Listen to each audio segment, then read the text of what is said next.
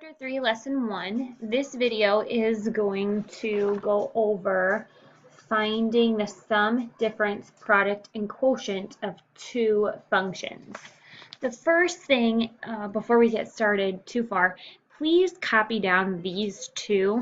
I accidentally forgot to put them in the on the example. So you need to fill those in. Those are the two functions we're going to be working with. All right, the proofs for these are on the page right before this. They come straight from your textbook again. Your textbook does a phenomenal job of explaining where these proofs come from if you are ever so inclined to find out about them. So you can read about them. Otherwise, I'm just going to work with them. The first one is to take f of g of, or take f plus g of x. Okay, in order to do this, we just add them together. So a is going to be 1 over x plus 2 plus x over x minus 1.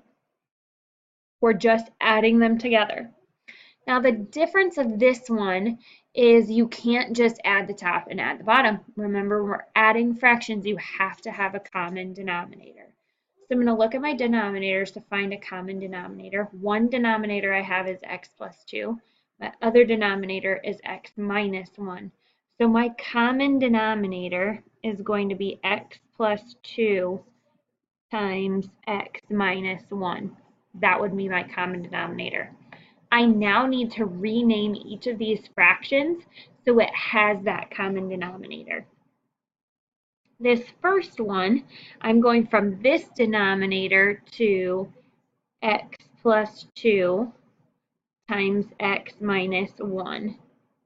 So what I do to this fraction, or this denominator rather, to get to this denominator, I already had the x plus 2, and then I multiplied this by x minus 1. If I multiply the denominator by x minus 1, I have to multiply the numerator by x minus 1. Plus, this one I also need a common denominator, x plus 2 times x minus 1. This numerator is x. What did I do to this denominator to get down here? I already had the x minus 1, so I multiplied it by x plus 2. So I need to multiply this x by x plus 2. Now I'm just going to continue on and solve.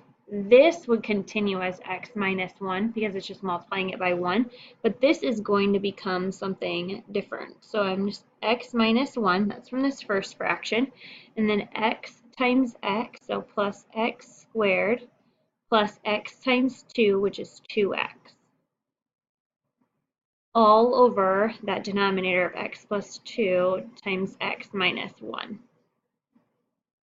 Now I'm just going to combine my like terms. My final answer is going to be x squared plus 3x minus 1 all over x plus 2 times x minus 1.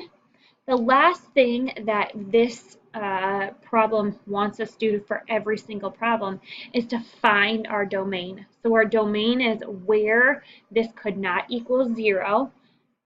This has a fraction, so we're going to look at where the denominator would not equal 0. We can't have the denominator equal 0.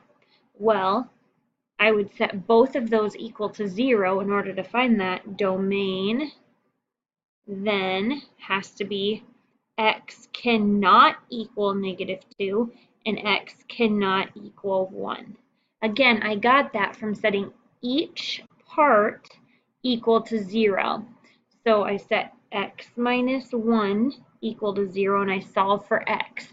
So x cannot equal 1. And that makes sense because if I substituted 1 here, I'd have 1 minus 1, which is 0. You'd have to multiply that by this, which would be just 0. Therefore, neither one of those would work. All right, B. Subtracting functions, so 1 over x plus 2 minus x over x minus 1. Subtracting fractions, again, you need a common denominator. common denominator is going to be the exact same here.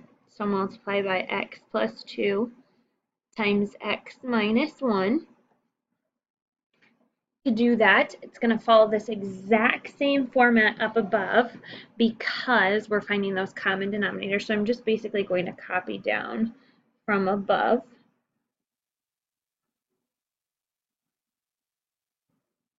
Instead of a plus, I'm going to put a minus x. X plus 2 over x plus 2 times x minus 1.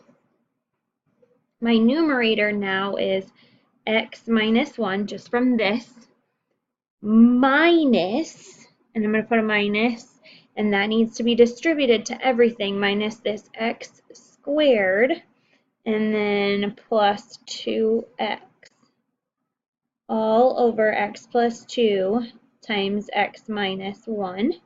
We're going to distribute that negative, have x minus 1 minus x squared minus 2x all over our same denominator. I'm going to simplify, combine my like terms here, end up with a negative x squared minus x minus 1. I just combined all my like terms there. A negative x squared, no other x squareds, a minus 2x plus 1x would give me a negative 1x. And it's still over my same denominator. Okay, domain is the exact same as above because we cannot have a negative in our domain or in our denominator. Sorry, rather. So x cannot equal negative 2 and x cannot equal 1. C, we're going to multiply these.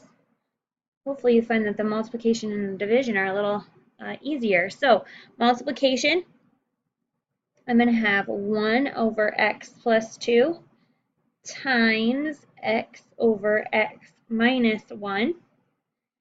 First things first, I'm going to start with my domain again. My domain is just going to be what can't my denominator be. So here I did the domain at the very end. You can start with the domain as well.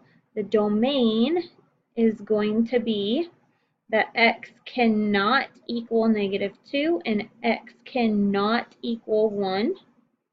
Okay. Remembering multiplying fractions, when we multiply fractions, we just multiply the top and then multiply the bottom.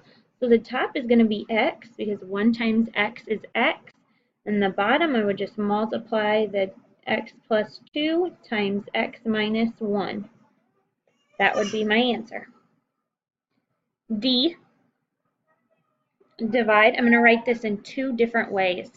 So I'm going to have 1 over x plus 2 divided by x over x minus 1. This big line means to divide. It's also symbolization of fractions. So I could also write this as 1 over x plus 2 divided by x over x minus 1. At this point, I could do my domain. For me, it's easier to see it this way. Okay, so I'm going to start here. So far, I have a domain of x cannot equal negative 2, x cannot equal 1. Okay. When it comes to dividing fractions, remember you keep, change, and then flip this fraction. Following along with that, now I have a new denominator.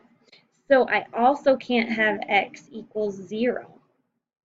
Okay, that's now included because this x is now a denominator. If I set x equal to x, so x cannot equal 0. Now follows the same. Top times the top and bottom times the bottom.